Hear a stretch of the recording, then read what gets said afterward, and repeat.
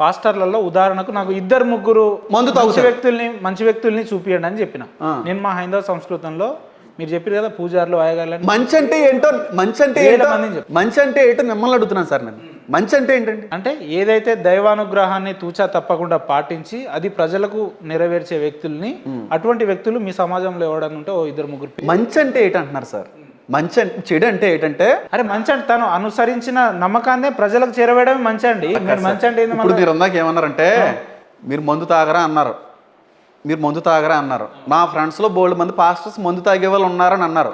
ఈ మాటలు చూసి విన్న తర్వాత వాళ్ళకి 102, 103 ఫీవర్ వచ్చేస్తాను నాకు తెలుసు. మీ ఫ్రెండ్స్కే నేను ఒకటి చెప్తున్నాను, ఒకవేళ నిజంగా మీరు చెప్పింది నిజమైతే వాళ్ళ పాస్టర్లు కదండి. అరే నేను లైవ్లో మాట్లాడిస్తాను ఏంటి మందు తాగుతారు అందుకే అంటున్నాను సార్. ఇప్పుడు నేను తాగుతున్నట్టు రుజువు పరచండి. మీరు తాగరా? సమస్య లేదు. నేను అంటున్నాను 5 ఏళ్ళు సమానం కదా అంటున్నాను. తాగే వాళ్ళు ఉండొచ్చు వాళ్ళ పాస్టర్లు కాదు సార్. బైబిల్ పట్టుకున్న ప్రతి ఒక్కడు సేవకుడు కాదండి. చికెన్ తింటారా మీరు? చికెన్ తింటారా? మీరు తింటారా? మీరు ఇంటర్వ్యూ నేను చేస్తే బాగుంటుంది ఏమన్నా మరి చికెన్ తినకూడదు.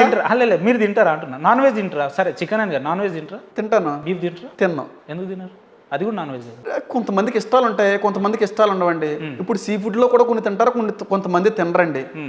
అందులో తప్పేముంది? ఇప్పుడు క్రాబ్ ఉందండి, క్రాబ్ ఉంది, పీత కొంతమంది చాలా ఇష్టంగా తింటారండి, కొంతమంది తినరండి.